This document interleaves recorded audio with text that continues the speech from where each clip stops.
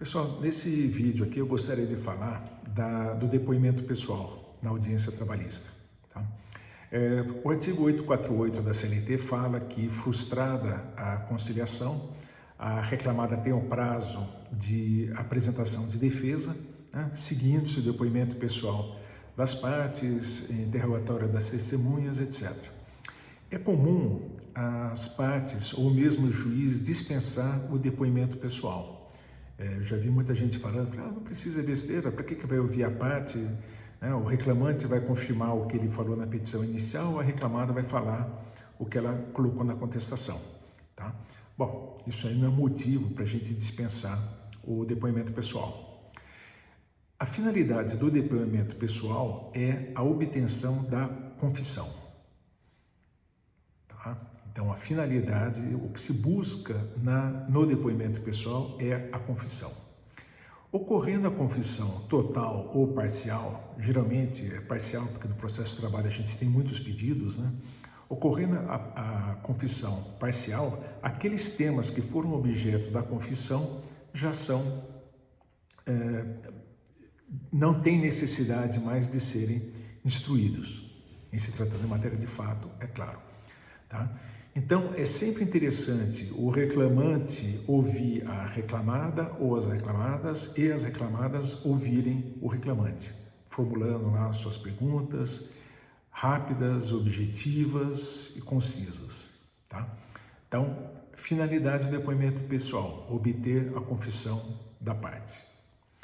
Um segundo aspecto que é importante a gente verificar é a questão do depoimento pessoal uma vez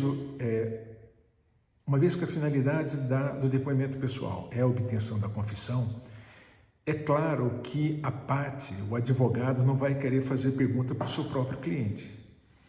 Tá? Isso parece uma coisa muito lógica, né? Muito óbvia, mas normalmente acontece. Tá? Até por isso o objetivo aqui desse vídeo. Você, como advogado do reclamante, não vai fazer perguntas para o seu cliente. Você, como advogado da reclamada, não vai fazer perguntas para o seu cliente. Tá?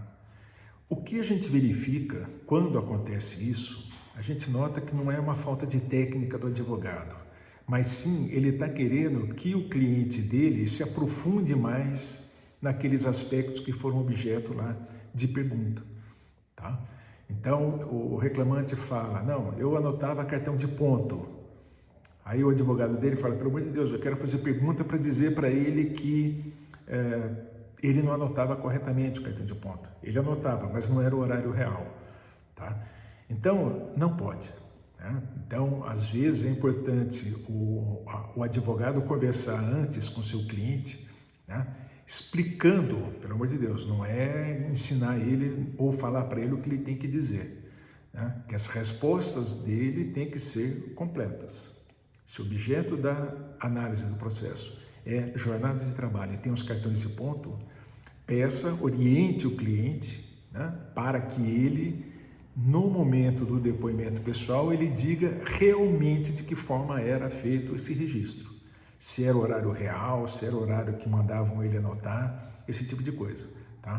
Pelo amor de Deus, não é você induzir o seu cliente ou testemunha a falar o que quer que seja, tá? Simplesmente para ele ser completo, simplesmente para ele dizer aquilo que efetivamente acontecia, tá bem?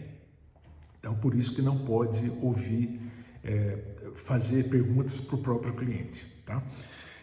Uma outra coisa também que normalmente a gente tem com relação ao depoimento pessoal é a parte no depoimento pessoal ela falar algo diferente do que ela falou na petição inicial ou na contestação.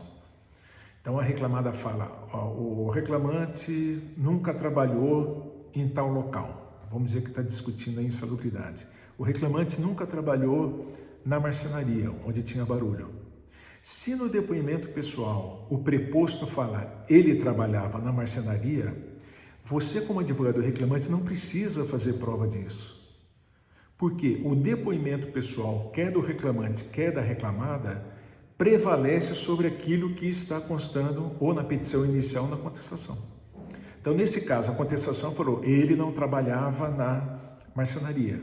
O preposto fala, ele trabalhava na marcenaria. O que vai acontecer? Prevalece o depoimento do preposto em relação àquilo que está anotado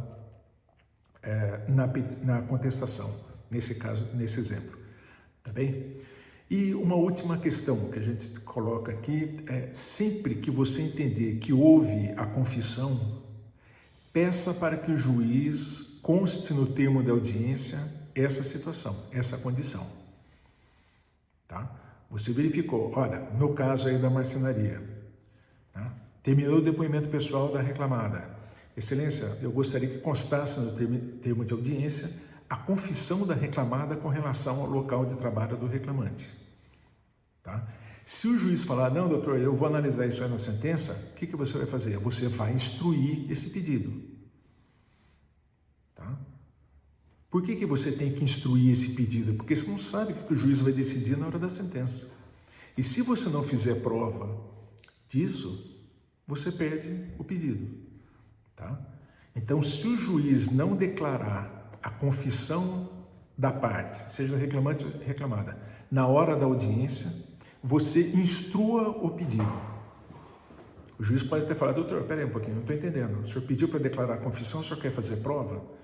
É muito simples, você fala, doutor, excelência, eu não sei como é que o senhor vai decidir, não sei se é o senhor que vai julgar esse processo, né? Eu não sei o que vai acontecer com demais testemunhas, etc. Tá? Então é sempre interessante, o correto seria o próprio juiz já declarar, independente do pedido da parte. Tá? Mas se você pedir, o juiz deveria constar aí, analisar aquilo que aconteceu e declarar a confissão ou não. Se o juiz colocou, declaro, confessa a reclamada, nesse exemplo que eu estou falando, declara, confessa a reclamada, morreu, você não precisa mais instruir essa matéria. Tá bem?